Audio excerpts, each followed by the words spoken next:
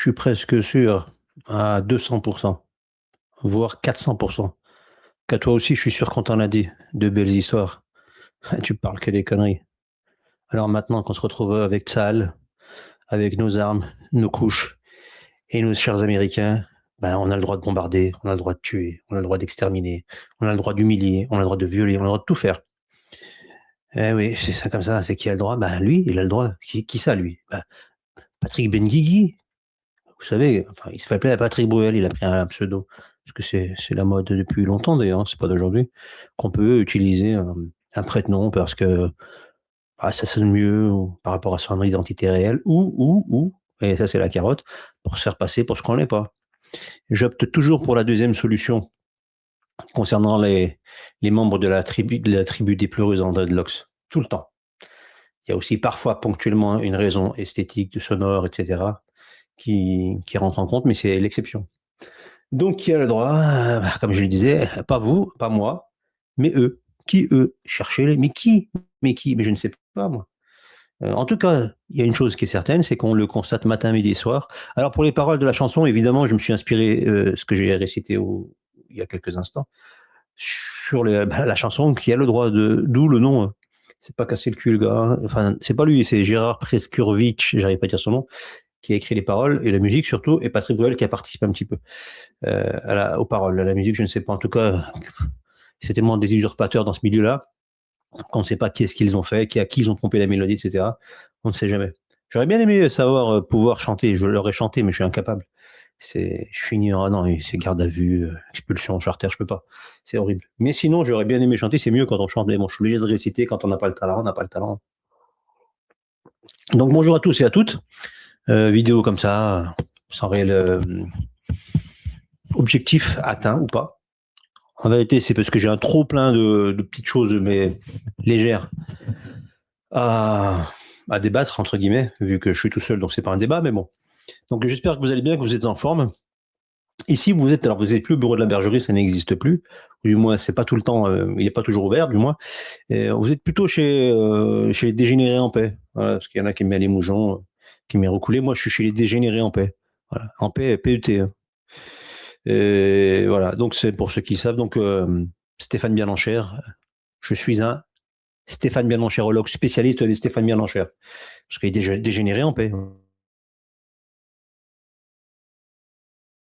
Vidéo qui s'appelle Dégénéré en paix, qui dresse le portrait d'un hypocrite de haut niveau qui a tendance à étaler ses fadaises et son brassage d'air et son hypocrisie et ses approximations matin, midi, soir sur tous les réseaux, sur tous les supports possibles et imaginables, et comme si de rien n'était. Donc, je dénonce ce genre d'abrutis réfractaires, de chevaucheurs de tigres et compagnie. Il n'est pas le seul. Hein. Mais lui, c'est la pièce étalon, donc c'est pour ça que je reviens tout le temps dessus. Et puis, j'ai une dent contre lui. Il n'y a pas de mauvais jeu de mots quand on est dentiste. C'est juste pour charrier, voilà. Mais j'ai pas qu'une dent d'ailleurs. J'ai un dentier contre lui, même si je n'ai pas de fausse dent, mais j'ai un dentier contre lui, si on peut ramener ça pour donner une idée. Bref, donc de temps en temps, pour ceux qui ne comprennent pas ou qui sont en train de se dire ouais, mais encore, il nous parle de cet animal tout le temps. Je reviendrai tout le temps. Tant qu'il vomira des inepties et qu'il égarera des gens, je reviendrai tout le temps sur lui, tout le temps. Si c'est pas 30 secondes, ce sera 3 minutes. Si c'est pas une phrase, ce sera un mot. Mais je reviendrai tout le temps. Sachez-le. Donc, de toute façon, vous n'êtes pas forcément obligé de me suivre. Donc, souvent, ceux qui n'acceptent pas ce que je dis, ils partent. Hein. Donc, d'ailleurs, je le vois. Hein. C'est régulièrement dès que je fais un post sur ce genre de personnage, ça part, ça dégage, ça se trace, ça dislike et ça ignore. Bref, c'est pas perdu, c'est pas grave. La vie avance, chacun fait comme il veut. Personne n'oblige personne à écouter, à entendre, à regarder, etc. Il n'y a aucune obligation. Je suis pas le fisc, moi. Hein. J'oblige personne. J'ai dit fisc, hein, j'ai pas dit fist. Encore qu'on pourrait, sur un malentendu, avec Jean-Claude Duss ou pas, on pourrait comprendre. Bref, Stéphane Bienenchérologue, spécialiste. Si vous avez un doute sur quelqu'un, appelez-moi. Contactez-moi plutôt. Je me ferai un plaisir de vous expliquer les tenants et les aboutissants et les carottes cachées et les vices non conformes. Et les vices, c'est pas que la coupe des vices qui, comme chacun sait, c'est une coupe. Hein, une coupe. Donc on coupe le budget, c'est tout. Voilà. C'est pas une coupe à gagner qu'on va lever un jour ou un soir de juillet 2026 depuis New York. La mère Macrel de Lilith, la grande déesse criminelle et de la déesse Nike qui sera justement, et c'est pas une insulte, c'est là son nom, qui est représentée en tant que sur la Coupe du Monde. C'est son image, c'est sa sculpture qui la représente. Et donc on va lever à bout de bras donc au mois de juillet, je ne sais plus quand est-ce qu'elle a lieu la finale. Donc en direct de New York, son taureau et sa statue de la liberté, magnifique. Ça va être le temple de Satan qui va reprendre vie et qui sera donc peuplé d'adorateurs et en plus il y aura ceux qui seront directement physiquement présents, puis il y aura le reste de l'humanité à travers son écran pas très catholique, ni catholique, ni religieux, ni rien, mais si, il est religieux, mais pas dans le sens divin du terme, c'est dans le sens démoniaque. Et tout le monde, toute l'humanité va converger à toutes les heures, dans tous les fuseaux horaires, ils vont regarder cette messe, la grande messe, comme on dit, du football. Et là, c'est pas une blague. Donc soyez prêts, soyez observateurs de ce qui va se présenter d'ici une quinzaine de jours, ça commence. Ouais, ça dure super longtemps. D'ailleurs, je pense que ça va gaver tout le monde, des matchs éclatés, à pas d'heure. Et puis surtout, je le rappelle encore une fois, parce que c'est quand même un acte religieux ce qui se passe là pour la Coupe du Monde de football. Les gens n'avaient pas encore compris jusqu'à maintenant. Je pense qu'ils n'ont toujours pas compris. Peut-être suis-je le seul, j'exagère et j'ai aucune prétention à dire ça, mais je me pose la question, à me dire que je suis le seul qui voit une pratique culturelle dans le football moderne et en particulier dans la Coupe du Monde. Parce que les autres tournois, ok, pas de problème. Les championnats, les coupes, etc. Mais la Coupe du Monde, c'est vraiment exceptionnellement bien précis. C'est vraiment un acte religieux. La coupe, elle est symbolique quand même, la représentation de la coupe. Mais visiblement, non. Non, c'est pas. Je ne sais pas. La première Coupe du Monde, là, je parle de la vraie coupe, l'objet en lui-même, elle a été faite elle s'appelait la Coupe Jules Rimet, c'est lui qui a inventé, c'est un Français, et elle représentait déjà une déesse. Je ne sais pas si vous pouvez retrouver la vidéo, l'image de cette Coupe du Monde qui est remportée définitivement par le Brésil, qu'il avait remporté 3 fois, il fallait remporter 3 fois d'affilée, je crois, enfin 3 fois, et vous la gardiez définitivement. Donc ils ont dû en faire une nouvelle, et c'est celle qu'on connaît aujourd'hui, qui n'a pas encore été gagnée 3 fois par la même équipe, mais c'est possible, hein. Si la France gagne la Coupe du Monde en 2000, cette année, ou si le Brésil, je crois qu'il y a ça, ou les Allemands, ou les Italiens, ça pourrait faire 3 fois pour tous ces pays. Et donc, ils la garderaient et ils remettraient une nouvelle divinité. Ils en fonderaient une nouvelle, enfin, bref. D'ailleurs, le sculpteur, c'est un Italien, celle de la Coupe du Monde 74, enfin, qui est apparu la première fois en 74. Bref. Donc, voilà, vous avez un acte cultuel. L'humanité entière va prier parce que c'est comme des prières, c'est des actes d'adoration. Ils vont se tourner avec leur télévision ou directement vers un lieu de culte, n'est-ce pas? Alors là, c'est des lieux de culte, hein, mais c'est une nation, et c'est la nation la plus criminelle qui existe sur cette planète. La création diabolique ultime, c'est les États-Unis, autrement dit United Fake of America. Et grâce à cette création dégueulasse, criminelle, eh ben, on a eu le petit du petit, c'est-à-dire l'État imposteur d'Israël, qui est l'exacte copie conforme de sa mère Macrel créatrice, et qui agit de la même manière. Et puis l'un protège l'autre dans différentes situations. Évidemment, le plus costaud, c'est pas Israël. Israël, c'est le foutage de gueule. Mais voilà. Je ne vais pas revenir, je l'ai répété 1000 fois, mais bon, c'est toujours un bon rappel de comprendre de quoi il en retourne par rapport à ces deux États imposteurs. C'est pas les seuls, hein, mais ces deux-là sont significatifs dans ce qu'ils font pour comprendre qui dirige ce monde. Voilà. Quand vous allez comprendre ça, si vous avez à l'esprit ce schéma-là, vous allez comprendre tout ce qui découle de toutes les grandes organisations pour la paix, pour la santé, des finances, etc. Qui dirige et dans quel but ces actions que tous ces organismes mènent s'orientent. Et ça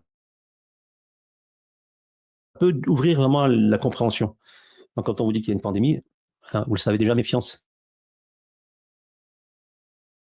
Méfiance.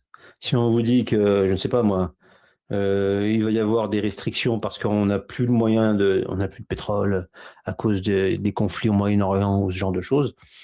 Vous savez que quoi qu'ils vous disent, c'est archi faux, c'est orienté et il y a un but caché. Et ce but caché, il sera toujours, il ne sera jamais à notre avantage. Quand je dis notre avantage, c'est on est donc sur la liste des cibles à abattre par ceux qui dirigent ce monde économiquement, financièrement, religieusement parlant, évidemment, puisqu'ils imposent des religions, ils imposent des croyances aussi. C'est devenu des religions. Vous êtes obligé de croire certaines choses, sinon vous êtes un hérétique et on ne va pas vous brûler, vous ou une effigie de vous-même. Parce que c'était ça, hein, quand il brûlait les hérétiques, il les brûlait pas systématiquement au premier sens du terme. Il brûlait beaucoup d'effigies. C'était ce qui s'était passé dans la péninsule ibérique.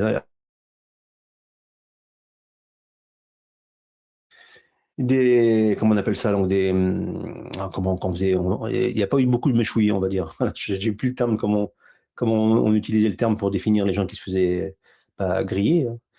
Et ben, il y a eu aussi beaucoup d'effigies qu'on a brûlées, voilà, tout simplement. Mais ça, on ne le dit pas, c'est pas spectaculaire, on préfère dire d'autres choses. Bref, donc la grand-messe arrive à grands pas. Satan et ses sbires vont être adorés par des musulmans, par des chrétiens, par des athées, par des bouddhistes, des shintoïstes, des pongistes de la Valois, des druzes, des hanafite, tout ce que vous voulez, je ne sais plus, il y a tellement de courants, etc. Il y a des naturistes aussi qui vont les adorer. Il y a des naturistes, ceux qui dénaturent tout aussi vont les adorer. Enfin bref, le football, c'est un sport mondial pratiqué sur tous les continents, dans quasiment tous les pays. Et donc forcément, c'est ce qui rassemble le plus. Donc voilà, ils ont décidé de mettre un grand coup d'accélérateur au niveau médiatisation. Déjà que c'était déjà très médiatisé, c'est pas la question. Mais ça, là, ils ont accéléré depuis quelques années et c'est pas fini. Et ça va devenir du foutage de gueule, vraiment, ça a plus de valeur au niveau sportif. Pour moi, hein, je sais que ça n'a plus de valeur sportivement parlant, tout en sachant que c'était une escroquerie et que ça allait finir par tourner vers quelque chose de médiatiquement insupportable, sportivement inintéressant, et on y arrive. C'est devenu un spectacle. J'ai l'impression de regarder une série de AB Productions, mais au niveau du foot. Faux acteurs, fausse histoire. Toujours la même histoire d'ailleurs, mal jouée, et on connaît, c'est convenu, la finalité est convenue. Toutes les histoires sont stéréotypées, on n'a aucune surprise, c'est toujours le même schéma. Mais le football, c'est devenu ça. C'est triste, hein, ça fait un moment, hein, vraiment. Déjà, à la Coupe du Monde 2010, pour ceux qui aiment le foot, après je vais passer à autre chose, hein, je vous rassure, ceux qui n'aiment pas le foot, mais je fais un état général d'observation de ce phénomène quand même qui est l'événement le plus regardé au monde. Après, je vous dis, après quoi? Après les Jeux Olympiques. Les Jeux Olympiques. Je vous ai donné un schéma pour comprendre de quoi on parle. Olympe, divinité, titan, dieu, demi-dieu, demi, ce que tu veux. Allez, remets-moi une demi. Ça, c'est Jean Hennebourg qui parle. Parce que lui, les demi, il n'est pas dans la demi-mesure. C'est les demi, et c'est comme ça. Allez, fais péter le galopin. Apéro Spritz, dépêche-toi. Je mélange tout, je dis n'importe quoi. Bref, donc fais péter les carottes, Christine. C'est, pour ceux qui connaissent, j'ai oublié son nom, Christine Ockrent de la marionnette des Guignols qui disait fais péter les cacahuètes, Christine. Serge Julie, voilà, son nom n'est plus. Il s'appelait comme ça le journaliste, et dans les Guignols de l'info, il se foutait de sa gueule. Bref, j'ai fait une parenthèse, je suis parti loin. Et je reprends. Bon, je bois mon café si ça vous étonne que je fais un peu de bruit. En même temps, voilà, on se fait plaisir, on n'est pas là pour se prendre la tête.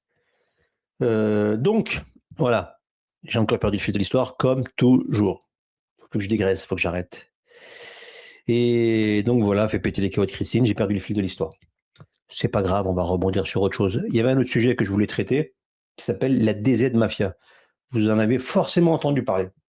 Pourquoi je dis ça? Parce que alors c'est pas forcément d'actualité immédiate, mais ils en parlent régulièrement. Jusqu'à il y a 2-3 jours, j'en ai entendu parler.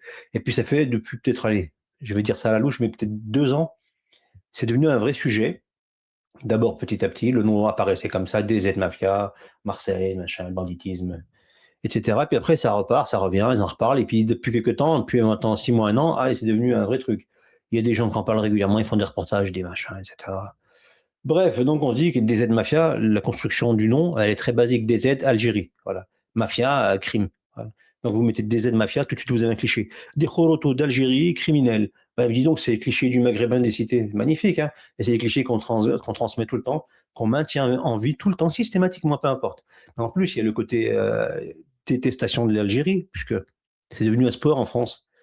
Je parle de la France, vous savez, la France qui est devenue un pays république bananière, c'est un régime. République camembériste de France, pardon. qui est devenue une honte, tout simplement, par ses dirigeants, par ses hommes politiques, par ses représentants, par ceux qui s'expriment en son nom, et qui donc ont, entre guillemets, une légitimité fabriquée ou réelle, mais rarement réelle, souvent fabriquée. Et c'est une honte, c'est devenu la honte, la France, quand le président y parle. Enfin, quand je dis président, j'ai un rire qui monte. Ah, j'ai honte. Ça fait bientôt 10 ans qu'il est là. C'est pas un président d'ailleurs. Je sais pas ce que c'est, ce type. J'ose même plus dire son nom à cette baltringue, l'habillage du homme. Ah non, il est pathétique, c'est la honte. On avait Sarkozy, le criminel, c'est la honte. On a eu, bref, je vais pas parler de politique, je laisse ça au brasseur d'air, à la cagole des calanques et autres endroits sympathiques du 13. Bref, donc vous voyez que la construction, elle est très simple. On met 2 lettres et on rajoute ça avec le mot mafia et vous avez tout de suite tout un concept qui vous rentre à l'esprit. Vous avez déjà imaginé des têtes, des comportements, des prénoms, des kebabs. Vous voyez des kebabs, vous voyez des armes à feu, du shit, du quad, des roues arrière, etc. Et des coups de feu. Et voilà, la mafia. L'insécurité, Éric Zemmour, hein, il fait à Rome comme les Romains, hyperboréologue, même pas assermenté, sur la tata Rachel, c'est pas assermenté, je vous le dis. Et donc les gens, ils se sont dit, remigration, machin, ils avaient raison, et on nous envahit, machin, voilà. Juste ça, ça fait penser à tout ça. Et encore, j'ai été très limité, parce que je ne vais pas faire un tartinage, ça vous ramène tout un tas de concepts clés en main tout de suite à l'esprit. Voilà. Et qu'est-ce qu'on apprend? Et c'était une évidence. Pour ceux qui ont un peu cherché, vous le savez, et les autres, bah, vous allez les savoir. Je crois que 70 à 80% des gens qui sont arrêtés, qui sont, bon, voilà, ils savent qu'ils faisaient partie de ce groupe et qui sont arrêtés, qui sont en cours d'être arrêtés. Je pense qu'ils n'ont pas fini de mettre tout le monde sous les verrous, mais ils en ont bloqué pas mal, arrêté pas mal. Ils sont tous sauf des aides, tout sauf des aides. Et ils sont souvent même pas maghrébins, pardon. C'est quand même assez étrange. Ou alors c'est une construction marketing, encore une fois, pour toujours remettre tout sur le dos de l'Algérie, parce que l'Algérie, c'est devenu j'avais commencé, j'ai pas terminé, par rapport à la France, c'est devenu son punching ball. Bon, bref, la France, elle se fera étrier, parce que entre la France et l'Algérie, au niveau combativité, au niveau patriotisme, peu importe les gens, en France, personne n'aime ce pays. Même les Français, ils détestent, ils finissent par détester ce pays. Et le patriotisme, il n'existe plus. Il existe que chez certains. Et c'est pas pour la France, c'est contre des gens. C'est ça qui est génial en France. C'est contre des gens. J'ai jamais vu ça. Je sais pas, moi, quand tu aimes ton pays, tu l'aimes pas contre les gens, tu l'aimes pour ton pays. Je sais pas. Non, ils sont contre. Mais ça veut dire que demain, s'il n'y a plus personne à être opposé, contre qui on pourrait s'opposer, ils vont plus aimer leur pays, ils n'en auront plus rien à foutre. Bah, sûrement. Et là, ils laisseront faire. Hein, non, je sais pas, hein, je dis ça, c'est une réflexion. Parce que moi, je vois beaucoup de gens. Il y en a qui vont dire oui, j'aime la France, j'aime ceci. Et après, c'est très, très, très peu de gens. Très peu de gens, vraiment. Hein. À un moment, ils vont tout de suite vous dire ah, mais c'est parce qu'on est envahi, c'est parce que ça. Alors, le seul rempart qu'ils trouvent à cette invasion, putain, je ne sais même plus parler. Bah, c'est de se dire voilà, je suis patriote, je défends mon drapeau, mais ils n'en ont rien à foutre en vérité. Déjà, qu'est-ce que c'est qu'un drapeau? Je défends mon hymne, je défends ma culture, mon histoire, c'est bien. Défendre les gens avec tes semblables, déjà, à la base, tes voisins semblables, déjà. Au-delà du fait que, oui, parce que je m'oppose, non, parce que c'est tes voisins, parce que c'était, entre guillemets, frères de sang. Respecte-les. Mais en France, j'ai l'impression que c'est chacun pour sa gueule. C'est devenu de plus en plus présent, précis. Il y a un ramassis de voleurs dans toutes les couches sociales. Il y a un ramassis de menteurs et d'hypocrites, mais il y en a plein. Et la seule chose qui les fait tenir pour certains, c'est parce que c'est la sanction légale qui les tient. Sinon, je ne veux pas dire les trucs, ils ne se gêneraient pas pour en tuer tout le monde. Moi, j'ai vu des menteurs, des hypocrites, je les ai confondus, je les ai tenus en face. Et ils n'aiment pas, surtout quand c'est un maghrébin en face. Ils ont tous les tares, tous les vices. Ils ont toutes les tares et tous les vices qu'ils imputent aux autres parce qu'ils viennent d'autres horizons et qu'ils ont une autre couleur de peau ou une autre croyance. Comme si eux, ils étaient exonérés de vices. Ils n'en avaient pas. C'est vrai que les prisons en France, elles ont été construites juste après la Deuxième Guerre mondiale, quand une immigration a commencé à arriver, surtout dans les années 70, quand l'immigration maghrébine a augmenté vraiment et qui est arrivée, et subsaharienne, ou donc africaine. Là, les prisons, elles sont poussées. Parce qu'avant, il n'y en avait pas. Avant, tout le monde schtroumpfait tranquillement en France. Pas de délinquance, pas de criminalité, rien, c'est vrai, c'est connu. J'avais oublié. Les bagnes, c'est pour rien. L'île du Diable, c'est pour rien. Cayenne, c'est pour rien. J'avais oublié l'île des Pins dans le Pacifique. C'est vrai qu'ils emmenaient personne là-bas. Bagnat, casser des cailloux. J'avais oublié. Excusez-moi. Travaux forcés, ça n'existait pas. La guillotine, c'était pour les. Je sais pas. On ne sait pas pour qui c'était là. C'était en préparation de la future immigration subsaharienne et maghrébino-africano. Et je ne sais pas quel autre, arabo, ce que vous voulez. C'était en prévision. Ils avaient regardé une boule de cristal. Je ne sais pas, peut-être que c'est la grosse tête à Klaus Schwab. Il fallait frotter, elle devenait lumineuse et ça envoyait dans l'espace, dans le ciel, une image du futur. Je ne sais pas. Il y avait peut-être un vaccin. Et il y avait une image des Arabes qui allaient tout foutre en l'air. Avec la grosse tête de Karim Benzema en avant qui a.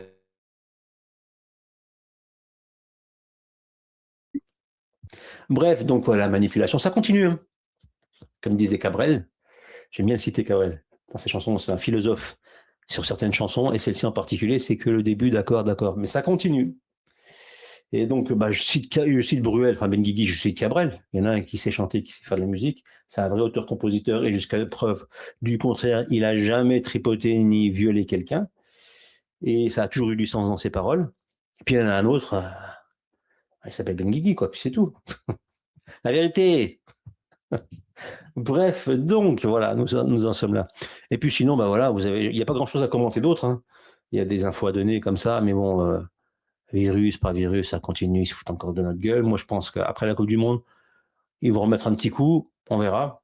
Peut-être même qu'ils vont profiter de la Coupe du Monde, parce que comme c'est un rassemblement de gens de plein de pays, et qui nous en parlent depuis des mois et des mois, on interdit les Africains, on interdit les Moyen-Orientaux, on interdit ceux-ci, ceux-là, bref, en plus de les dépouiller, parce que ça va coûter un billet, c'est 15 000 € en moyenne pour faire le voyage, pour regarder les matchs. Si vous voulez regarder 2-3 matchs de votre pays, c'est ça, c'est 15 000 € ou dollars, peu importe. On est au niveau du change, c'est kiff bourrico. Et voilà, des gens qui vont venir de pays qui sont économiquement très limités, donc ils vont se saigner pour aller voir des gens taper de la baballe en direction de Lilith, la catin. Voilà. Bref, c'est pas grave. Ou alors à Los Angeles, les anges. J'adore, c'est magnifique. Bref, comme je dirais, voilà, je ne veux pas en rajouter tartiner plus, ça ne sert pas à grand chose. Donc, quoi dire de plus là-dessus? Bon, quoi, que la Troisième Guerre mondiale est toujours pas. Hein, je dis encore à la cagole du 13, allez, prends ta bouteille de champignons et tu te la carres bien profond, mais bien jusqu'au bout. Si ça ressort, tant mieux, ça va nettoyer. Si ça ne ressort pas, tant pis, tu seras à l'aise avec tes conneries, voilà. Parce que quand même, je ne sais pas si vous l'avez vu, il est réapparu plusieurs fois, et pas en image d'intelligence artificielle, non, en chair et en os. Il n'y avait pas de 6 doigts, 12 doigts, machin. Il n'y avait pas Enfin, ils sont foutus les gueules des gens, quand même, je le rappelle encore une fois. Pendant 15 jours, 3 semaines, ils nous ont montré, je ne sais pas, 5-6 vidéos, 6, 7, peut-être plus de vidéos clairement faites avec de l'IA. Le son, l'image, les faux raccords, enfin, pas les faux raccords, les anomalies, avec des 6 doigts, avec un truc, enfin des trucs classiques que vous retrouvez dans les vidéos hier. Les mecs, quand même, ils font de la communication, ils ont accès aux meilleures technologies de propagande pour cacher des images, trafiquer des images, etc. Et vous pensez que les mecs, ils vont vous faire des faux grossiers comme ceux qui vous ont balancé dans la gueule, et les gens, on va manger, regardez, ils ont mangé, il y a bon le foutage de gueule. Ouais, regardez, il est mort parce que regardez, c'est des trucs d'hier. Mais comment ça se voyait depuis longtemps, dès le premier jour de la première vidéo, tout de suite, moi j'avais compris dans la zone, tout de suite, il fallait comprendre que c'était du foutage de gueule. Vous savez pas à qui vous avez affaire? Non. Et il y a les grands alerteurs, enfin les influenceuses, moi je les appelle les TikTokeuses, qui viennent vous dire, vous allez voir, il est mort. Et Ben Gvir aussi, son ministre de je ne sais pas quoi, enfin le ministre du racisme et, je sais pas, je vais pas dire une autre infamie, mais et du crime à l'ancienne, lui, pareil, il avait disparu des radars, il postait plus, et tout le monde faisait des analyses. Et ils ont pris une frappe de l'Iran, Iran, la grande sœur d'Israël, hein, je le rappelle juste, mais dormez, je dénigre pas l'Iran, mais idéologiquement et politiquement, c'est la grande sœur d'Israël, c'est des sœurs siamoises même si vous voulez. Donc arrêtez de croire qu'il y a des belligérants qui s'opposent. C'est un grand cirque, et c'est pas celui d'Achille Zavata. Pourtant, il a des grandes pompes, hein, le Achille Zavata. Vous voyez qu'il se fout de votre gueule. Ah non, il ne le voit pas, les gens. Non. Bref, donc, il est bien vivant. Donc là, il a carrément.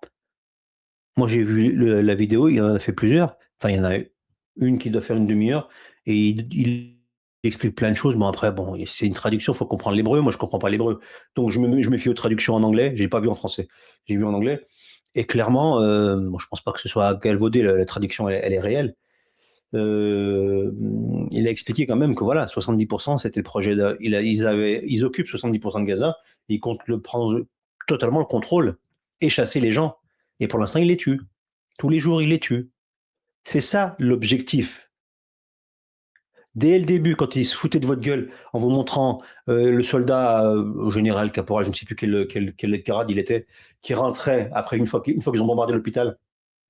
Ils ont bombardé tous les hôpitaux à Gaza. Mais dès qu'ils bombardaient un hôpital, après une fois qu'il était évacué, que tout le monde était parti, le mec il descendait dans le truc et il vous montrait dans les sous-sols ou je ne sais où. Ah là, regardez, le Hamas a fait ceci, il y a un tableau avec cela. Il marquait, je ne sais plus quoi, c'était écrit en arabe et il disait voilà, ça c'est le programme de ce qu'allait à faire le Hamas. Je ne sais même plus ce que c'était. Et en fait, comme c'était écrit en arabe, tous les arabophones ont lu, ceux qui lisent l'arabe, et ils ont vu que c'était pas du tout ça. Je crois que c'était un planning. Je me rappelle plus trop de comment c'était. Et tous les gens disent ah regardez de ça, ils sont même pas foutus de lire, ils se sont fait avoir, ils disent que c'est je ne sais pas quoi, et en fait c'est un programme des soignants de l'hôpital avec le roulement. Ça devait être un truc comme ça, je ne sais plus trop, mais peu importe en vérité, mais c'était quelque chose de ridicule comme ça. Et les gens pensaient qu'Israël, avec tous les arabophones qui travaillent et qui vivent en Israël et qui font partie de l'armée israélienne pour beaucoup, donc arabophones purs et durs, hein, et ils lisent l'arabe depuis toujours. Ils ont grandi dedans, c'est leur langue maternelle, ils l'ont étudié à l'université, à la fac, où vous voulez, c'est leur langue. Et vous pensez qu'Israël, les mecs, ils n'ont pas vu ça avant de poster cette vidéo et ensuite, quand ils l'ont diffusée, personne n'a rien vu. Non, il y avait tous les bouffons qui étaient là. Est-ce que j'ai besoin de dire que la cagole du 13, c'était le fer de lance de la diffusion de ce genre de vidéos. Et il les a tous soutenus, il les a tous diffusés. Sans voir qu'on se foutait de sa gueule, qu'on se foutait de la gueule des gens. Moi, je me suis dit, mais ils se foutent de nos gueules, comme pour les otages. Ah, ils sont emprisonnés, il y a 50 otages, 100 otages, 40, ils se foutaient de la gueule des gens. Les otages, c'était le prétexte. D'ailleurs, je me suis même posé la question, et je me pose toujours la question, et je suis même presque persuadé que tous les otages qui étaient vivants et qui ont été rendus, je pense, ils étaient maintenus, mais ils n'étaient même pas à Gaza. Ils étaient en Israël, on leur a fait croire que forcément, ils étaient maintenus par le Hamas. Qui est plus ressemblant qu'un mec du Hamas qu'un mec cagoulé? Donc vous pouvez mettre n'importe qui sous la cagoule, dans un trou, sous terre. Vous prenez un mec qui se fait tabasser, il flippe, il se fait kidnapper vraiment, hein. Et après, vous lui fermez les yeux, vous lui mettez un sac sur la tête et vous l'emmenez en voiture. Il ne sait pas où il est, il ne sait pas où il va. Ensuite, vous lui ouvrez les yeux, il se retrouve dans un trou avec des mecs en cagoule. Qu'est-ce qu'il va savoir s'il n'est pas à Tel Aviv, à Beersheba ou à Gaza? Non, mais il était sûrement en Israël et les mecs, ils se foutaient de sa gueule. Enfin bref, moi, j'arrive pas à croire comment les gens ils dorment. Et la preuve, une fois qu'ils ont récupéré les otages, ça s'est arrêté? Bah non. Non, ça s'est pas arrêté. Ça continue. Mieux, ça a fait une excroissance criminelle qui a fini par atteindre le Liban. La bande de, comment on appelle ça, j'oublie toujours le nom, la Cisjordanie, ça n'a jamais arrêté. Pendant qu'ils bombardaient Gaza, qu'ils la rasaient, qu'ils éradiquaient tout le monde, ils étaient en train de voler les terres, de tuer les gens en Cisjordanie. Ils avaient déjà fait des excursions et des bombardements au Liban aussi. Là, après, une fois qu'ils ont fait le plus gros du chantier, donc une fois qu'ils ont atteint leur premier objectif, hein, ils l'ont atteint. Et c'est pas un objectif. Et c'est pas aucun. C'est des objectifs et ils sont en train de les atteindre un après l'autre. Juste pour info. Soit vous êtes à peu près cohérent dans votre réflexion et vous analysez tout le champ des informations et vous essayez de comprendre la logique de ceux qui créent le chaos, parce qu'ils ne créent pas le chaos pour créer le chaos, ils créent un chaos pour pouvoir ensuite l'utiliser pour imposer leur direction. Et leur direction, elle est basée sur une théologie avec des livres sacrés qui donnent une marche à suivre. Autrement dit, un fil conducteur. Ça s'appelle un plan, avec des objectifs. Et ces objectifs, on les voit aujourd'hui, récupérer la Terre Sainte, mais pas comme elle l'était vraiment, comme ils le disent. Je l'ai déjà expliqué, je ne sais plus si pour certains vous vous en souvenez. La Terre Sainte, telle qu'elle est représentée donc du Nil à l'Euphrate, autrement dit des millions de kilomètres carrés, ça c'est du foutage de gueule. Ils pourront jamais l'avoir. Même s'ils pourront avoir une influence sur ces régions-là en mettant en place leurs dirigeants, en créant le chaos par intermédiaire, évidemment, ils n'ont pas les capacités, c'est un État imposteur. Il n'a pas une armée, c'est un pays de lâches, dirigé par des lâches, criminels qui n'ont aucun pouvoir. Donc, ils ne pourront jamais faire ça, même s'ils le voulaient. Même avec les Américains, ils ne pourront jamais le faire. Donc, qu'est-ce qu'ils vont faire? Évidemment qu'ils n'en ont rien à foutre. Ils vendent ça pour endormir les gens. Tout le monde regardera, tant qu'ils n'ont pas pris l'Égypte, tant qu'ils ne sont pas installés en Irak, tant qu'ils n'ont pas pris tout le Frat et tout le Nil et toutes les terres entre, ça va, on a le temps de voir, c'est pas encore maintenant, puis peut-être même que c'est même pas vrai. Évidemment qu'ils pourront pas l'avoir tout ça. Leur projet, c'est de reprendre certains territoires précis, et c'est là où ils colonisent. Le jour où vous verrez les Israéliens coloniser vraiment et tuer les gens pour pouvoir le faire, donc coloniser concrètement sur le terrain, vous savez que c'est parce que cette terre-là, ils doivent la prendre. Donc, excusez-moi, je ne les ai pas vus encore partir au Caire, je ne les ai pas vus partir à Hurghada, je ne les ai pas vus partir dans certaines villes en Irak. Je veux dire, concrètement, coloniser. Ils ne pourront pas déjà. Par contre, tout ce qui est Liban, une petite partie, d'ailleurs le Golan, ils l'ont pas repris pour rien, et le Liban, ils le convoitent pas, et ils commencent à le reprendre, c'est pas pour le fun, et toute la Palestine en général, quasiment, ils doivent l'occuper et chasser les habitants. Et ça, ils sont en train de le faire à vitesse grand V maintenant. Ils ont mis du temps avant de pouvoir espérer le faire. Il a fallu un lavage de cerveau de l'humanité pour pouvoir faire ce qu'ils sont en train de faire aujourd'hui. Avec de la manipulation, avec des chants contre chants, c'est-à-dire de la mise en scène. Hein. Ils vous montrent un truc, ils vous remontent un truc, et nous, ils ont l'art et la manière de raconter des bobards en images, en paroles et en musique. Ils sont très, très forts. Et ça, pour fonctionnement, et on l'a vu, on devrait lever le lièvre. Ah non, bah non. Maintenant, ils n'atteignent aucun objectif. Et les gens, ils sont là, ouais, Israël, elle veut le pétrole, le gaz qui est au large de Gaza. Oui, ils veulent le récupérer, mais c'est pas le moteur. Quand on veut faire la guerre, on a besoin d'énergie, on a besoin de carburant, on a besoin d'argent, on a besoin de ressources. Sinon, on peut pas avancer. Donc, ça va servir, mais c'est pas l'objectif. Et vous pouvez l'extrapoler à toutes les situations. Il y a des pays, souvent comme les Américains, ils vous disent on va en Irak, c'est pour la démocratie. Ben non, c'est pour le pétrole. Non, c'est pour Israël. Il y a toujours une carotte derrière. Surtout quand on fait la guerre à 10 000 bornes de chez soi. Et déjà, vous comprenez la famille, le non-sens, je veux dire. Comment ça, 10 000 kilomètres de chez toi, tu vas faire une guerre? Pourquoi faire? Pour apporter la démocratie? Ah bon, la démocratie, mais chacun sa vie. Ah oui, en plus, comment? Attends, ils ont des armes de destruction massive. Ah, c'est pour ça que tu vas, toi? Pourquoi tu vas, toi? Tu es à 10 000 kilomètres. Ah, ils peuvent. Quoi? Et donc, ils vont à la démocratie. Il faut renverser le gouvernement. C'est toi qui décides. Ouais, ouais, c'est moi, Oncle Sam. Enfin, Oncle Samuel. C'est comme ça qu'il s'appelait, Oncle Samuel. C'est pas un délire de ma part. Il s'appelait vraiment Samuel, le gars. J'ai oublié son nom de famille. Parce qu'il a existé, le gars. Hein. C'est pas une blague. Je pense que c'est un personnage qu'on a inventé, probablement. Non, non, il existe. Il a existé, parce qu'il est décédé depuis longtemps, mais c'est un vrai personnage. C'est devenu une caricature et c'est devenu, il vous pointe du doigt, tu dois mourir pour Israël. Ok, Israël, il te veut mort, si possible. Bref. Donc, vous voyez, il n'y a pas que de l'économie. L'économie, c'est un des éléments qui va servir à faire avancer le plan parce qu'on a besoin de l'économie, etc., des ressources, etc. Et puis surtout, on a besoin d'une montagne de cadavres pour toujours rendre grâce à la divinité qui nous fait avancer et qu'en réalité, on l'adore. C'est pas tout le monde qui l'adore hein, dans les gens qui agissent.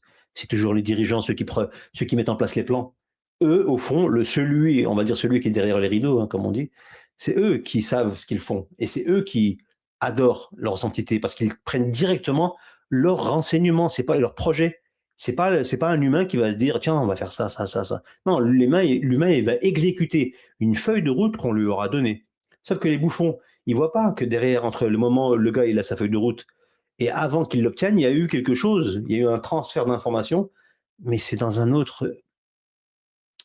Je vais dire le mot, les gens vont dire chaque fois c'est pareil, dans un autre espace-temps qui est en lien avec le nôtre, mais tout le monde n'y a pas accès. Et c'est ça que les gens ne comprennent toujours pas. Toujours pas, ils ne comprennent pas. Non, là, il y a comme dirait l'escroc du donné, il y a un clapet qui se fait, les gens ne comprennent pas. Non, comment ça?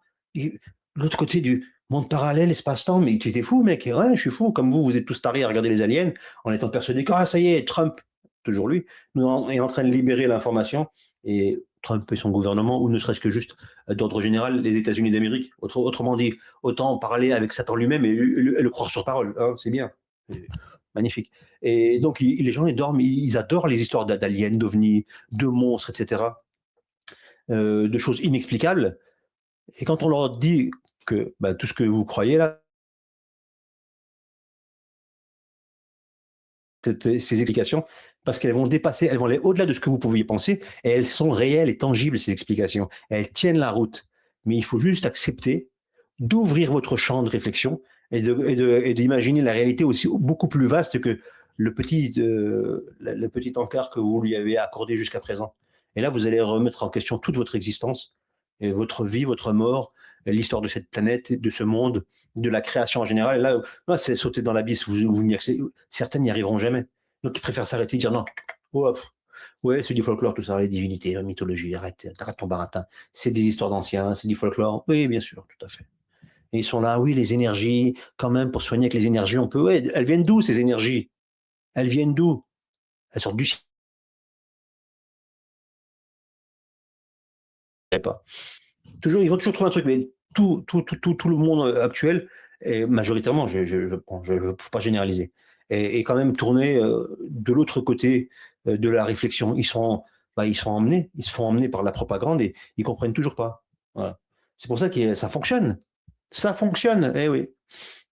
Ils ont le droit d'être sourds, aveugles et muets. Ils ont le droit, mais qu'ils ne l'imposent pas aux autres. Ce côté sourd, aveugle et muet. Parce que c'est propos. Avec des exemples, des histoires. J'avais entre autres, mais je crois que je le finirai jamais, j'en ai parlé plusieurs fois, j'ai plein de livres en cours parce que ça fait 10 ans, même plus que ça, que j'écris, mais j'ai stocké beaucoup, beaucoup de textes, de paragraphes, de réflexions, j'en ai plein, je ne sais plus comment faire. Des trucs très, très avancés, des trucs un peu encore en ébauche, mais des idées que je n'ai jamais vues encore expliquées et détaillées dans les livres qui sortent et qui parlent de l'envers du décor de ce monde, qui dénoncent les choses, je n'ai jamais vu. Donc je suis en train de les écrire, mais je ne le ferai pas. En particulier du fameux bestiaire, des choses inexplicables, des petits peuples, des mondes parallèles, des choses qui existent et qui sont plus que réelles, plus que tangibles. Et il y a foison de récits détaillés sur des choses incroyables que les gens n'accepteront jamais si on leur présente comme étant réelles, ou du moins comme étant explicables. Non, ils pourront jamais accepter. Je ne vais pas le faire parce que c'est trop long et ça intéressera 12 personnes, 15 personnes, allez.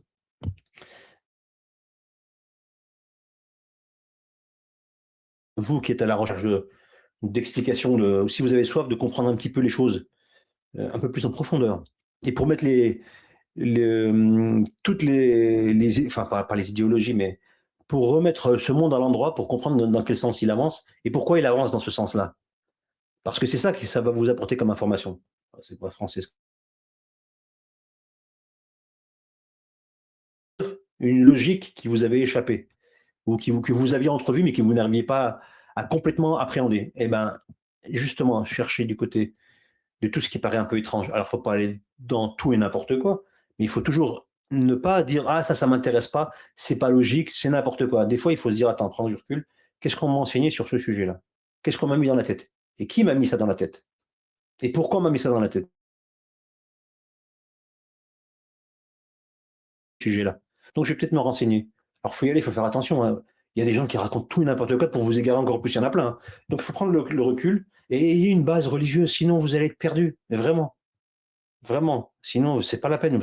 Parce qu'il faut bien une pièce, comment dire, un repère pour savoir si on se trompe. Hein, il faut un curseur qui vous dit, voilà, là, bah, vous partez dans le délire, vous vous égarez, ou vous n'allez pas comprendre. Si vous n'avez pas ce point de base, vous partez dans n'importe quel sens. Vous allez vous égarer et vous allez encore être plus perdu qu'avant votre travail de recherche. Et là, c'est pas le projet, en fait. Et donc, voilà, on est là, à ce monde-là, où tout le monde tourne dans tous les sens, court dans tous les sens. Et il risque de ne pas comprendre, puisqu'il s'arrête à rien. Donc, pour dire le point étalon, je termine sur ce que je disais avant, le point étalon, c'est le divin. C'est lui qui met les points et les points de départ et qui note entre le vrai et le faux, qui vous détermine ça. C'est Dieu, c'est le divin.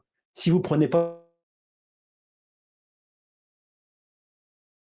bah, vous n'avez pas de guide, vous ne savez pas. C'est comme mesurer une température. Si vous n'avez pas de thermomètre, ou si vous avez un thermomètre mais il n'y a pas de zéro, pour vous dire on est positif ou négatif, comment vous allez savoir quelle température il fait?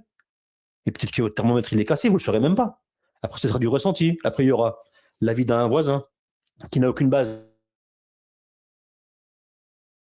Il est pareil que vous, il va encore vous égarer encore plus. Après, on va conjecturer et après, on brasse de l'air et à la fin, on raconte une histoire totalement farfelue qui n'a absolument aucun sens.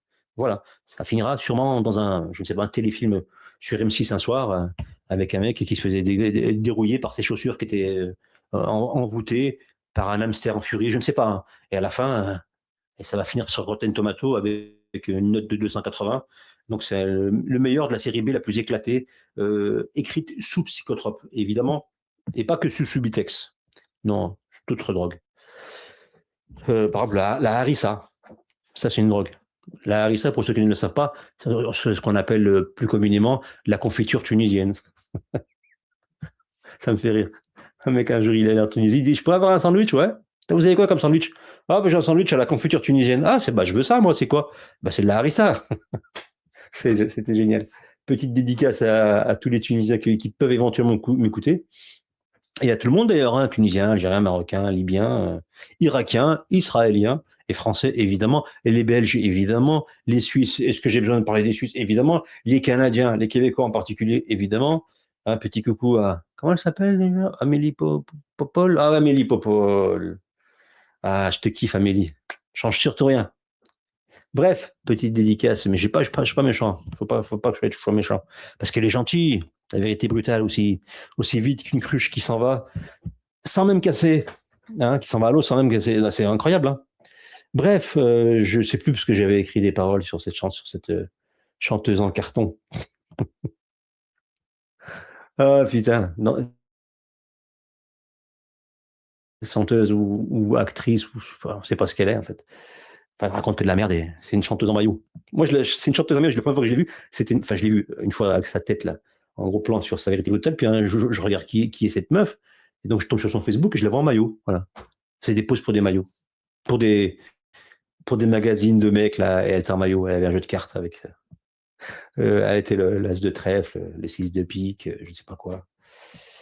Bref, qu'est-ce que je voulais dire? Bah, d'autres, je ne sais pas. Peut-être que Patrick Bruel, finalement, il est innocent. Enfin, Patrick Benguigui, il est innocent. Et qu'on est tous des coupables. Et c'est peut-être pour ça que la réalité, elle nous échappe. Parce qu'en vérité, tout est inversé. Et alors, on découvre, peut-être, on va finir par découvrir, du moins, que nous sommes de l'autre côté du miroir. Autrement dit, avec Alice au pays des merveilles. Mais c'est l'épisode numéro 2, de l'autre côté du miroir. Et là, les choses, elles se compliquent. Parce que vous passez dans un autre espace-temps. Et vous n'êtes pas sous les effets d'une drogue quelconque. Non, vous êtes dans un autre espace-temps où tout se calcule et que tout est construit sur la Kabbale, qui, elle, régit le monde. Parce que c'est la Kabbale, avec les calculs, je résume, qui a façonné ce monde. Sachez-le. Et si vous ne le sachez pas, eh ben, sachez-le pas. Voilà. Et j'ai pas de sachet à vous faire savoir sans sachet, sans son chien. Voilà, déjà que j'ai du mal avec les seul et cheux, on va s'en rajouter une couche. Ça veut rien dire, je sais, mais alors je suis pas le seul à dire des choses qui n'ont aucun sens. Donc, la question c'est est-ce qu'on va mourir sous notre souffrance avec cette troisième guerre mondiale qui ne vient jamais et ces objectifs non atteints? Parce que l'idée aussi, c'est comme de se dire qu'on va attendre longtemps cette troisième guerre mondiale, je parle là, atomique. Hein. Parce que le problème, les gens dorment encore beaucoup même. Ils sont frappés d'une somnolence incroyable. Qui veut que la guerre mondiale, elle sera que nucléaire, qu'elle n'a pas encore commencé, et que quand elle frappera, vous serez pulvérisé, enfin la majorité de la planète, façon puzzle, et il ne restera pas grand-chose à part des zombies. Si vous avez vous avez vu le film ou lu le livre qui s'appelle Je suis une légende, avec, comment il s'appelle l'acteur, je ne sais plus comment il s'appelle. Ah, il est connu, j'oublie son nom là. Will Smith, voilà. Le livre est de Richard Matheson, très grand auteur, et pas en taille, même s'il devait être grand, je suppose, j'en sais rien. C'était un très grand auteur de science-fiction fantastique qui a beaucoup écrit pour la série, la fameuse La Quatrième Dimension. Entre autres, il n'a pas écrit pour ça. Je suis une légende. Et dans ce film, vous voyez qu'il y a que des zombies à la fin. Bon, c'est pas une attaque nucléaire, c'est une histoire de virus. C'est autre chose. Mais bon, peu importe. Et ça se passe à New York, étonnamment. D'ailleurs, ils vont peut-être faire une suite, je crois. Il avait écrit aussi l'excellent L'homme qui rétrécit. Bon, 1956, 57, je sais plus. Et il y a un remake éclaté avec Jean Dujardin qui est sorti l'année dernière. Mais franchement, c'est honteux. J'ai vu évidemment, je l'ai passé en streaming, je n'allais pas me taper 10 ou 12 balles de séance de cinéma, il manquerait plus que ça. Il était ridicule ce film. Ils l'ont éclaté, c'était honteux. Si je n'avais pas vu l'original, j'aurais été dégoûté en me disant ouais, mais c'est qui le tocard qui a écrit cette histoire? Rien à voir avec le même l'auteur, c'est surtout la mise en scène, la réalisation. Enfin, c'est la France parce que c'est un film français, une coproduction française et je ne sais plus qui, mais c'est un réalisateur français, Yann Kounen, avec Jean Dujardin et je ne sais plus qui d'autre. Franchement, l'histoire, elle est nulle. Elle est nulle. Pourtant, le premier, 1957, je crois, hein, c'est ça. noir et blanc, un moyen au niveau des effets spéciaux cheap, parce que c'était les années 50, hein, 60, et ils ont fait quelque chose de formidable. Si vous avez l'occasion de le voir, je ne sais pas s'il est, il est disponible en ligne et en français. En anglais, c'est sûr, mais pas en français, je ne suis pas sûr. Ben, regardez-le quand même, parce que pour l'époque, vous allez être... c'est vachement bien fait, en fait, raconté du moins. Mais bon, maintenant, on a le cinéma qu'on mérite, hein, c'est comme ça. Donc, Benguigui, qui fait du cinéma, d'ailleurs, c'est étonnant, on va faire une petite connexion rapide. Transition, sans transition. Lui qui fait donc du cinéma, depuis toujours, moi je l'ai connu dans le Coup de Sirocco dans les années 70-80, enfin fin 70, début 80, je ne sais plus quelle année il est sorti, ce film-là, le Coup de Sirocco avec, comment il s'appelle, Anna, Roger Anna. Il était dedans, il jouait un petit rôle, il me semble. Et après, je l'ai vu dans, je sais pas moi, il avait beaucoup tourné hein, dans les années 80. Et il avait fait dans La Maison Assassinée, ça je me rappelle. Profil bas, j'ai vu. C'est tous les films que j'ai vus, après je les ai oubliés pour certains. Et les noms m'échappent, mais j'en ai vu, je sais pas, dans les années 80, il avait tous les 1 an et demi, 2 ans, il avait un film qui sortait en salle, qui marchait bien, parce qu'ils en parlaient, il était invité et tout. Et en parallèle, il chantait. Et il faisait des tubes. Qui a le droit de me critiquer? Personne. Qui a le droit de m'empêcher d'avoir les mains baladeuses et puis peut-être même plus si affinité avec des femmes qui m'ont rien demandé, sans leur consentement? Qui va m'autoriser, m'interdire? J'ai le droit. C'est lui qui a le droit, en fait, c'est pas nous. Et nous, on ne savait pas. Lui, il posait la question, mais il avait déjà la réponse. Ben moi, je fais partie de la communauté des intouchables. J'ai le droit. En réalité, ce n'était pas une question, c'était une affirmation. Et on ne savait pas, nous. Bêtes que nous sommes. Ah ouais, on est des moujons. On est des moujons, enfin, selon eux. Hein. Moi, je ne me considère pas comme un moujon, même si je sais qu'ils me considèrent comme tel et qu'à leurs yeux, je dois paraître comme un moujon et que je le revendique pour leur faire plaisir. Mais je ne le suis pas et normalement, nous ne le sommes pas. Voilà, normalement. Et donc, bah, il a réussi à passer entre les gouttes parce que ces histoires, elles remontent à il y a plus de 30 ans. Ça n'a pas commencé hier. Il a aujourd'hui 67 ans, si j'ai bien compris. Donc le gars, c'est pas un jeune homme. Il est connu depuis les années 80, donc il est très jeune. Donc j'ai du mal à croire que c'était récent, ces débordements, ces mains baladeuses et ces viols supposés. On va rester dans le cadre de la loi. Donc je me dis, tiens, c'est bizarre. Et qu'est-ce qu'elles ont fait, les femmes, tout le long, toutes ces années, pour se taire et seulement parler aujourd'hui? Pourquoi? C'est quoi le grand délire de se dire, ouais, c'est pour ma carrière, parce que c'est ça l'explication. Ou alors il y avait de la pression. Quelle pression? Si le mec qui t'a violé, la pression ne doit plus exister. Ah, parce que toi, tu te dis, je sais pas, je suis pas une femme, je me suis pas fait violer, et encore moins par Patrick Bruel. Mais je veux dire, il y a un minimum d'honneur quand même à avoir de se dire, le mec, il a fait un acte criminel contre moi, et je vais fermer ma bouche parce que monsieur est connu, et que si je parle, déjà la police, elle va pas prendre en compte mes informations, c'est souvent le cas. Hein. Elles se font ignorer au commissariat, enfin pour les plaintes et tout. Et ça, c'est pas une légende. Hein. Mais quand c'est un viol, quand même, c'est grave de pas accepter les. Alors, je sais pas après comment elles sont arrivées, qu'est-ce qu'elles ont présenté les femmes quand elles sont allées au commissariat porter plainte, pardon. Je ne sais pas, mais bon, imaginons, au-delà de ça, il faut pas attendre des années pour ensuite aller porter plainte. Comment et puis surtout le dire, c'est-à-dire que le mec, on a peur de perdre le boulot, c'est ça le truc. Donc on préfère se dire qu'on s'est fait violer que de pas le dire, de le garder pour soi en disant moi, au moins je suis pas blacklisté. En plus, ça sous-entend plein de choses, parce que sous-entendre que si je dénonce ce gars-là, je risque de perdre mon travail, ça veut dire que ce gars-là a un pouvoir. Un pouvoir qui peut arriver jusqu'à m'empêcher de travailler, de gagner ma vie. C'est quand même fort, quand même, ça. Et on se dit donc, pourquoi lui, il aurait ce pouvoir? Lui ou d'autres, hein. Et pourquoi lui? Et si on en cherche d'autres comme ça, comme Arthur, comme il s'appelle, Tokar, la Hanouna, et il y en a encore plein d'autres. Si vous les critiquez dans leur comportement, etc., vous risquez d'avoir des problèmes professionnels. Comment vous expliquez ce pouvoir? Peut-être parce qu'ils ont les capacités concrètes avec leur réseau de vous atteindre et de vous empêcher de travailler. Donc, ils se connaissent, c'est un réseau. Ils sont liés et ils sont solidaires. Moi, j'appelle ça une cinquième colonne, moi.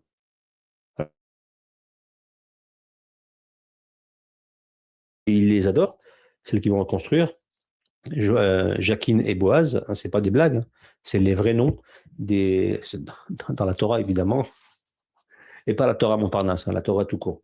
Ils disent que il y a un moustique là, excusez-moi, j'ai failli me faire, je fais l'avaler surtout.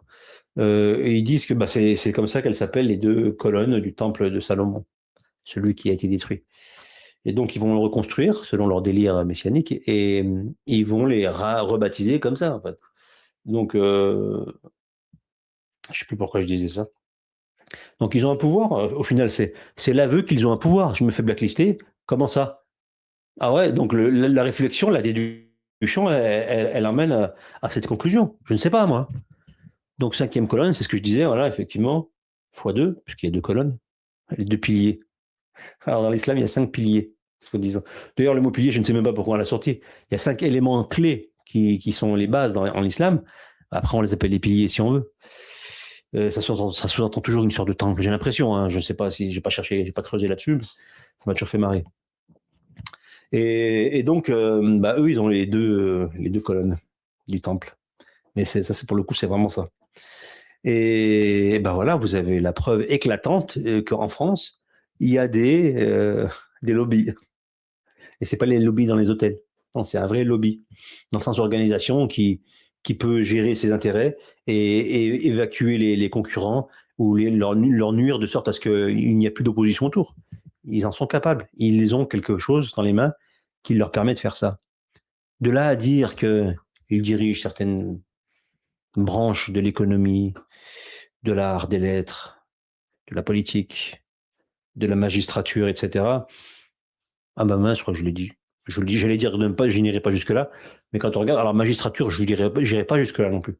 Mais tout ce qui est force policière, etc., ils ont la possibilité, apparemment, si je comprends bien, de pouvoir passer entre les gouttes, de ne pas forcément souffrir des mêmes restrictions par rapport aux citoyens lambda quand il y a un problème. Je ne sais pas, je réfléchis 2 secondes. En fait, il y a des Français binationaux, franco-israéliens, qui sont quand même allés, donc français nés en France, éduqués en France, etc., qui sont allés donc ensuite en Israël faire la guerre contre les Palestiniens, donc massacrer les Palestiniens, en s'enrôlant forcément dans l'armée israélienne. Et ensuite, une fois qu'ils ont fait ça, ils sont revenus en France, comme si de rien n'était. Et tout le monde trouve ça normal. Ah, c'est génial. Moi, je sais que j'ai souvenir. Alors attention, ne me faites pas dire ce que je n'ai pas dit. C'est des criminels, des terroristes. Les mecs qui sont partis avec Daesh ou en Syrie faire la guerre, le djihad, soi-disant. J'appelle ça le Yankee djihad. Il n'y a pas de djihad qui coupe des têtes, jamais. Ça n'existe pas. Ça, c'est encore un truc médiatique. Mais bon, on l'a dit 1000 fois, les gens ne comprennent pas. Gober. Gober, ça vous fera du bien, gober, c'est mieux. Bref, peu importe. Et moi, j'ai souvenir qu'en France, on allait chercher, quand ils rentrent en France, les djihadistes ou les épouses de djihadistes, ben, ils étaient jugés, ils étaient emprisonnés. Ils faisaient quoi? Ils allaient dans un pays, ils s'enrôlaient dans une armée qui n'était pas une armée d'État, c'était une armée construite sur un bricolage, et soutenue par les Américains, et armée et aidée par les Américains, avec d'autres entités occidentales, qui les finançaient, qui les payaient, qui commerçaient avec eux. Est-ce que j'ai besoin d'évoquer Lafarge en Syrie? Renseignez-vous, pour ceux qui ne le savent pas.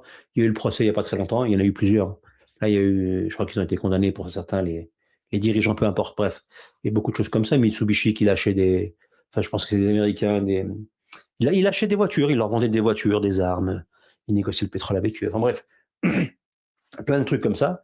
Et donc, il y a eu plein de Français, des Belges et des gens du Maghreb aussi qui sont partis. Mais bon, on va parler de la France et de l'Europe, on va dire. Donc, les Français qui sont partis, ou les Suisses, ou les Belges qui sont partis, surtout les Français et les Belges, ils sont partis chez Daesh, là-bas, ils sont enrôlés, ils sont partis, ils sont restés là-bas. Il y en a qui sont morts, il y en a qui sont revenus, ils ont zigouillé des gens, etc. Pareil, ils ont tué des civils, etc.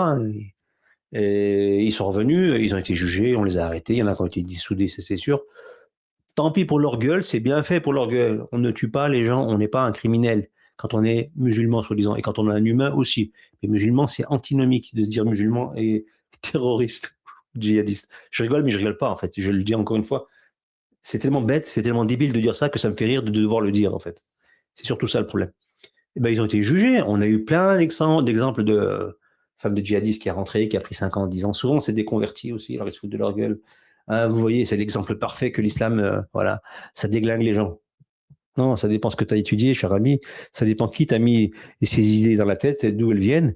Et souvent, tu as des agents, ils sont américains, israéliens, et qui vous emmènent et qui vous facilitent votre entrée. Souvent, et pas rare, et c'est pas rare. Et c'est pas un complot, c'est pas une légende. Il n'y a pas de blague là-dessus. Bref.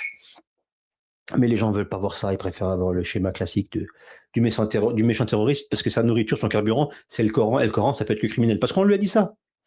On lui a dit ça, lisez la Torah, lisez la Bible, vous allez voir. C'est 1000 fois plus violent. Ça appelle directement au meurtre, au massacre, aux spoliations totales des gens qui considèrent comme des usurpateurs. Regardez la Torah en particulier, donc la Torah, l'Ancien Testament. Hein. Et je ne parle pas des évangiles. Je parle vraiment de la Torah.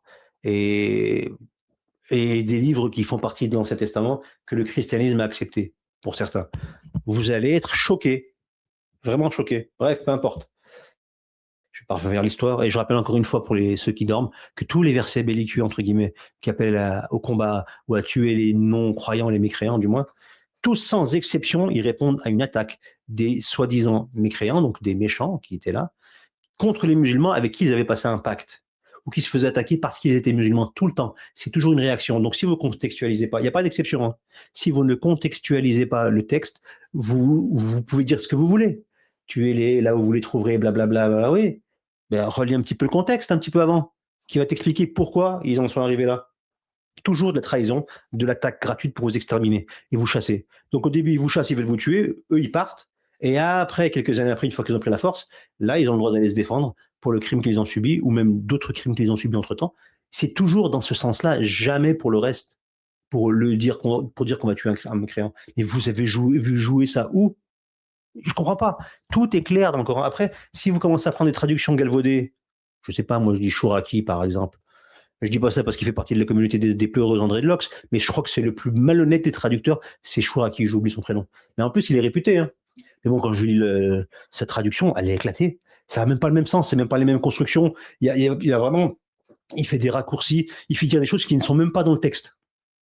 Même si vous avez un petit niveau d'arabe, vous comprenez qu'il a complètement éclaté le sens des versets. Ça ne veut plus rien dire, vraiment. Hein. Donc, moi, quand un mec il me dit je fais partie de la communauté des pleureux André de Lox et je vais traduire ton Coran, je me retiens de ne pas rigoler et de lui dire mais t'as osé quand même me dire ça? T'as osé? Déjà que ta Torah, tu l'as bien manipulée, mais tu l'as manipulée, mais d'une force. Tu l'as fait dire des choses qui n'existent pas. Et tu as trafiqué tout ce qui existait dedans. Bon, bref, peu importe. C'est pas le sujet. En tout cas, voilà, on arrive à un moment de l'histoire charnière où on va gentiment, gaiement vers le massacre des gens de manière normale. Tout le monde trouve ça cool, alors qu'on a tous les moyens de le voir et qu'on sait qui massacre clairement et qui massacre gratuitement. Mais tout le monde ferme les yeux. Tout le monde. Et on va s'offusquer sur un truc débile dans un endroit paumé où tout le monde s'en tape. Là, par contre, ils vous en parlent matin, midi et soir. Ah ouais, l'autre, il a volé une cagnotte de 40 000 euros. Comment il s'appelle? Ossam Messia. Qu'est-ce qu'on en a à foutre? On sait que c'est des escrocs. Dommage pour la famille qui devait peut-être récupérer de l'argent là, pour la personne qui est décédée. Je n'étais même pas au courant de cette histoire. J'apprends que Ossam a volé dans la caisse. Mais déjà, il a volé tout. Son histoire, c'est même pas la sienne. Il a volé une histoire aux gens, il s'est fait passer pour ce qu'il n'était pas. Pour avoir des likes ou avoir un petit post, je ne sais pas quoi. Déjà, c'est un voleur. Avec sa tête, Ossam Messia. Et les gens, ils sont là, bah, ils volent aussi de l'argent. Punaise, la surprise. Ah ouais, mais je m'attendais pas à autre chose, moi, en fait. Finalement, je suis pas étonné, c'est normal. C'est déjà dans contenté que de ça. Je pense que le vol, c'est il a ça depuis longtemps hein, en lui-même. Donc bref, peu importe. Et maintenant, les gens ont continué à commenter et tout, alors qu'on est quand même comme j'ai mal dire, à la croisée des chemins. Vraiment. Je veux pas être dramatique ou quoi, mais on est vraiment à un instant charnière qui dure un certain temps, mais on voit vraiment les choses terrifiantes se mettre en place et dans une espèce d'atrophie totale des gens dans leur comportement, dans leur réaction. Ils peuvent pas bouger. Ils sont lobotomisés. Alors, je parle même pas des écrans et tout. Hein. C'est évidemment que c'est ça, mais c'est leur passion, leur délire. C'est un truc de fou. Et les jeunes, ils sont encore déjà tout de suite lobotomisés. Ils sont devenus stéréotypés dans leur comportement. Donc, on sent qu'ils vont se faire amener à l'abattoir. Et dans 10 ans, qu'est-ce que ça va être? Ils pourront prendre les gens chez eux, n'importe où, dans n'importe quel pays, raser, couper l'eau, les affamer, leur balancer des maladies. Tout le monde dira, ouais, normal. On s'en fout. Il a marqué un but, Messi. Ah ouais, d'accord. La chanteuse, là, elle passe quand j'aimerais bien la voir sur scène, surtout sans vêtements. C'est parce que ça m'intéresse. C'est une star quand même. Attends, oh. Attends, il y a un autographe, il y a une séance du rappeur machin mon cul, là. Il va venir à l'hôtel, je sais pas quoi, il va faire une séance. Je vais dormir parce que je veux une dédicace. Hein. Attention, hein. Etc., etc. Je veux des vacances pas chères aussi. Je veux des vacances quand même. Oh. Des 3 d'Ormuz, ils vont augmenter les prix, mais j'en ai rien à foutre. Moi, je veux des vacances. Ah, je veux kiffer, faire du surf et tout, pas du surf, du scooter des mers et tout ça, hein. Je veux louer une Merco. Bah ouais, c'est normal. Attends, j'ai de la caillasse ici, ça sert à quoi l'argent? Il faut que je dépense, il faut que je montre aussi. Hein, t'as vu ça? Bref, voilà, des gogoles. Par les passions, ils sont guidés, c'est tout ce qui reste. Et on a des influenceuses, influenceurs qui les maintiennent dans cet état d'esprit et qui les poussent même sans s'en rendre compte, ou alors volontairement, et là c'est plus grave, à s'abrutir. Ils remplacent, ils ont un éveil entre guillemets et ils ont compris comment fonctionnait entre guillemets le monde, mais en fait ils veulent le quitter pour pas tomber, sombrer avec lui dans ce monde, mais pour eux, ils retombent dans un autre schéma identique, mais qui s'appelle le réveil, la dissidence. Mais c'est les mêmes schémas de manipulation, de passion, et après, voilà. Bon, après, qu'est-ce qu'on dit? Il faut des solutions si on veut parler de ça. Bah, la première solution, c'est de ne pas croire ce qu'on leur raconte systématiquement et surtout de se faire un lavage de cerveau avant toute chose. Mais vous ne l'avez pas fait, c'est pas la peine. Pour ceux qui ne l'ont pas fait, c'est pas la peine. Si vous continuez à gober plein. Faites un récapitulatif de toutes vos croyances. Je ne parle pas religieuse, je parle général. De qui vous les a mises dans la tête ces croyances? Bon, l'école, elle en a mis beaucoup. Mais après, c'est on dit les médias, la société. Et beaucoup de choses vous ont mis ça dans la tête. Vous ont mis des choses dans la tête qui sont totalement fausses. Mais elles sont bien ancrées, mais vraiment bien ancrées. Et c'est affolant. C'est vraiment affolant parce qu'il y a un travail à faire et la plupart des gens ne le feront pas. Et ils continueront à se faire avoir. Et ça va être, c'est ce que je disais, à la fin, ils vont venir enlever les gens chez eux, les tuer, les mettre dans des camps ou ce que vous voulez. Et les gens trouveront ça normal. Ils trouveront ça, ou même ils en auront rien à foutre. Et c'est déjà le cas, on le voit. Mais c'est pas fini, malheureusement.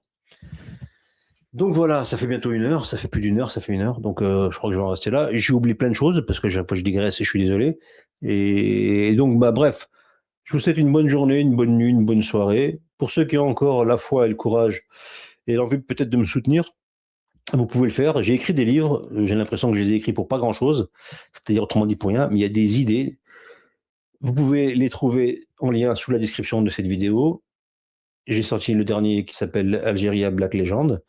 Alors j'ai l'impression que les gens se disent: ah, encore un livre sur l'Algérie, ils vont nous ressortir les mêmes poncifs partout. Absolument pas. Absolument pas. Je vous conseille de lire ce livre pour ceux qui sont intéressés, pas seulement par l'histoire de l'Algérie et de sa colonisation, mais du plan général de la colonisation dans le premier sens du terme. Et là, pour le coup, on a un exemple, c'est l'État imposteur, pas d'Israël pour le coup, mais l'État maçonnique français. Donc c'est un État imposteur, hein, qui a dépouillé la France de sa trajectoire, de son destin. Il y a un petit parasite qui s'est incrusté et c'est devenu l'État maçonnique français qui a eu un désir messianique d'aller manipuler et voler les terres euh, des indigènes de l'autre côté de la Méditerranée ou même au-delà, Sénégal, Côte d'Ivoire, toute l'Afrique subsaharienne, et pas que d'ailleurs, et l'Indochine, etc. Et donc, ça parle de beaucoup, beaucoup de choses. Donc, il y a beaucoup de choses qui ne sont pas évoquées, que je n'ai pas vues dans les livres qui traitent le sujet. Donc, je ne l'ai pas écrit pour le fun de l'écrire. Et si je voulais écrire un livre qui soit intéressant, qui soit porteur, j'aurais pas parlé de l'Algérie, j'aurais même pas mis le mot Algérie dessus. Parce que dès que vous mettez Algérie, c'est clivant. Ça fait fuir plein de gens. Il y a beaucoup de gens qui détestent l'Algérie, hein. C'est pas d'aujourd'hui. Mais plus ils en ont rajouté dans les médias ces dernières années, et plus ça fait monter le nombre de détestateurs, je ne sais pas si ça se dit, de l'Algérie. Et donc, voilà, c'est pas pour le fun. Alors, je sais, je suis pas très marketing, j'aurais pu trouver un autre truc. Je m'en fous, j'ai mis ce que j'avais envie de dire. Et c'est pas une black légende pour rien. Voilà. Et d'ailleurs, l'image du livre, elle est parlante. Un œil dessus, je sais plus qui c'est qui m'a posé la question, je le salue d'ailleurs, qui m'avait posé une fois la question. Bah, c'est en hommage à un livre, à une couverture de livre de John Keel qui s'appelait Ultraterrestre, je ne sais plus comment en anglais. Je ne sais plus comment il s'appelle le livre, mais l'affiche c'était un œil comme ça avec des rayons colorés. Et j'ai trouvé magnifique, donc je me le suis approprié. Bon, c'est pas la même thématique, mais l'image était belle. Je me suis dit, bon, au moins ça fera. Alors c'est sûr qu'il y a un gros œil dessus, les gens ils sont là choqués, ouais, je comprends. Mais moi, en même temps, pas plus que les autres, qu'autre chose. Puis en plus, la thématique, elle est là, hein. C'est pas seulement pour le fun que je l'ai mis, et pas seulement pour m'inspirer du grand auteur ultraterrestre, enfin qui traite du côté ultraterrestre, John Keel, Keel K-E-E-L, John John. D'ailleurs, je conseillerais à monsieur Paul-Éric Blanru de se renseigner sur les travaux de John Keel. Visiblement, il ne doit pas le connaître, ni Jacques Vallée, qui est aussi le pendant français de John Keel, qui étaient contemporains. Jacques Vallée, qui est toujours vivant et qui, vous avez des vidéos sur lui sur YouTube qui parlent de certaines choses. Il a travaillé pour le gouvernement américain. Enfin, je vous laisse regarder. Il a écrit un livre, son plus grand livre, on va dire. Bon, ça reste dans le milieu ufologie, etc., et qui s'appelle Passeport to Magonia. Passeport pour Magonia. Bref, il y a à boire et à manger. Après, c'est pas de la littérature, hein. Il y a des faits qui sont relatés, c'est des enquêtes, etc. Donc, il a travaillé avec le gouvernement américain, il est installé aux États-Unis, mais voilà, c'est un Français, Jacques Vallée. Et il y a John Keel, il y en a d'autres, hein, Charles Fort, pour ceux que ça intéresse, mais c'est plus ancien et c'est une cap. C'est très intéressant pour comprendre un petit peu, justement, le foutage de gueule des ufologistes et des gouvernements américains qui se foutent de notre gueule, tout simplement. Et ceux qui les ont débunkés, eh ben, c'est des gens de leur propre pays, souvent. Pas tout le temps, mais souvent. Et donc, voilà. Ouais, j'ai digressé. Donc, vous pouvez toujours vous procurer mes différents ouvrages donc en dessous, sous la vidéo avec les liens. Vous pouvez, c'est pas interdit, mais ils ont été écrits pour être lus. Et sincèrement, même les retours, hein, j'aimerais bien, vraiment, pour ceux qui ont le temps, qui pourraient le faire. Autrement dit, ceux qui ont acheté et qui l'ont lu, n'hésitez pas à faire des critiques. Les vraies critiques, qu'elles soient bonnes ou mauvaises, mais faites des critiques sur le site, donc il y a Amazon. Après, si vous n'avez pas de compte Amazon, je peux comprendre. Mais sincèrement, ça permet de donner un retour, ne serait-ce que pour moi. Moi, j'ai quasiment pas de retour sur les livres. Alors si, j'ai quelques personnes qui me disent, et merci encore à eux, qui me font des petits commentaires parfois sur les vidéos quand j'en parle, justement. Et un grand merci à eux, ça sert toujours. Mais quand vous avez des gens qui ont acheté le livre directement sur le site, mettez un commentaire, c'est toujours utile pour tout le monde, moi comme vous, comme ceux, les futurs lecteurs. Ça donne un point de vue. Moi, quand je vais acheter un livre, des fois sur Amazon, je regarde. C'est vrai, quand j'ai pas de commentaires, je me dis, ouais, mais ça parle de quoi? C'est quoi le retour? Même si on a la 4e de couverture, vous avez des infos, mais il faut que ça me donne une image. Des fois, c'est flou. Les 4e de couverture, il n'y a pas tout, et puis c'est pas forcément fidèle au livre. Donc, un petit retour de lecteur est toujours bon à prendre. Donc, n'hésitez pas à le faire. Voilà. Et j'ai d'autres livres, donc n'hésitez pas à les lire. Ils sont tous différents, ils traitent tous de sujets, même s'il y a des points de convergence, mais ils sont tous différents. J'ai un livre de recueil de nouvelles fantastiques. Je vous le conseille vraiment parce que ce ne sont pas que des nouvelles. Il y a beaucoup d'informations qui contextualisent les nouvelles, et c'est un livre qui est ancré avec. C'est en lien avec ce que je disais au début des vidéos. C'est ancré dans une réalité qui dépasse la fiction et qui dépasse notre propre réalité. Et parfois, parce qu'il n'y a rien de gratuit dans le livre, quand j'ai rédigé ces nouvelles, qui ont été rédigées il y a très longtemps, et je les ai fait passer dans la réalité, mais j'ai laissé le côté fantastique parce qu'on a besoin de se dire, ah, est-ce que c'est vrai, est-ce que c'est faux? Et en réalité, et si l'inexplicable était une autre partie de la réalité.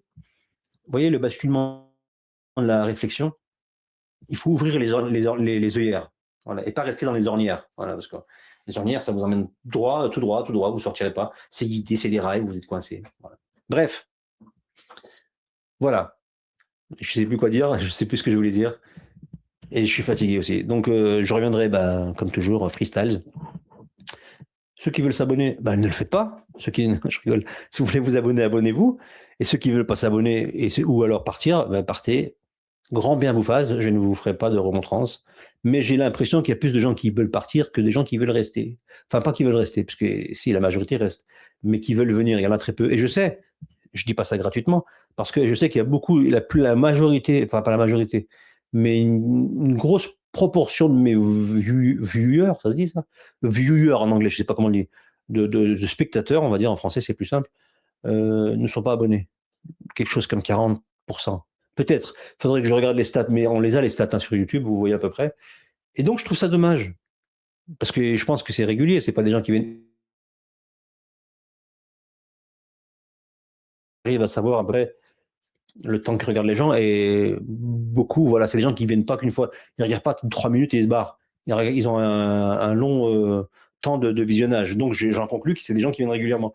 Eh ben, abonnez-vous, c'est pas interdit. Hein, déjà que YouTube, ils vous mettent des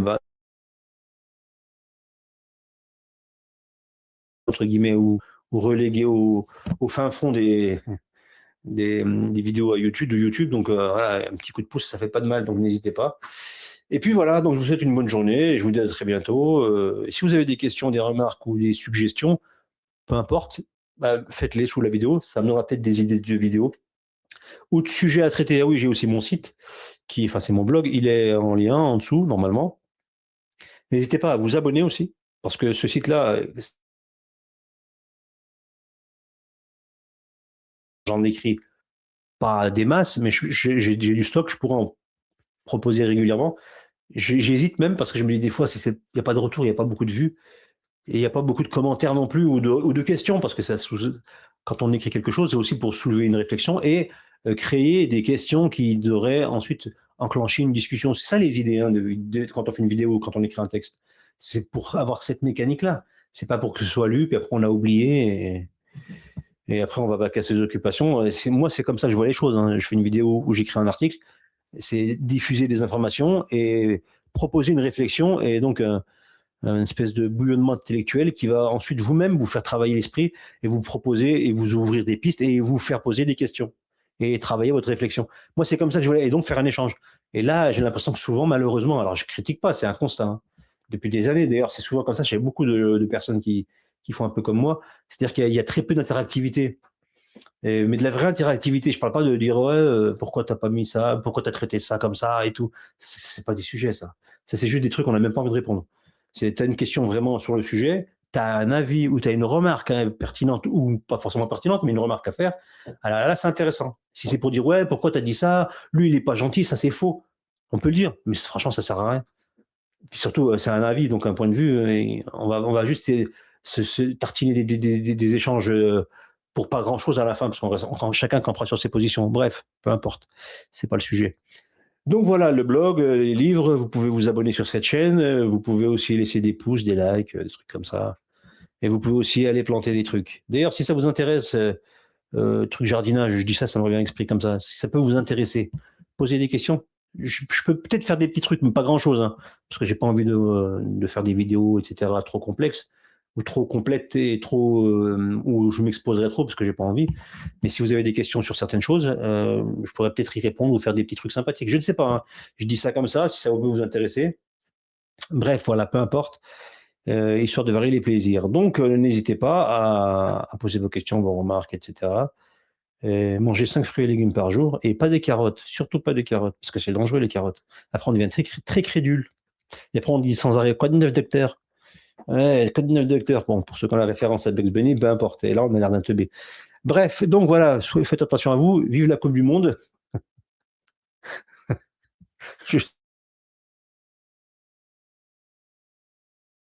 Qui me soutiendront peut-être dans le futur. Et pour tous ceux qui ont commenté, qui m'ont fait des messages sympathiques par le passé, plus ou moins récent, un grand merci à vous tous. Et oui, et c'est la fête de l'Aïd, donc je vous souhaite à tous les musulmans une bonne fête de l'Aïd et à tous les non-musulmans une bonne fête quand même. Donc voilà, merci à vous tous, à toutes. Faites attention à vous et que Dieu vous garde.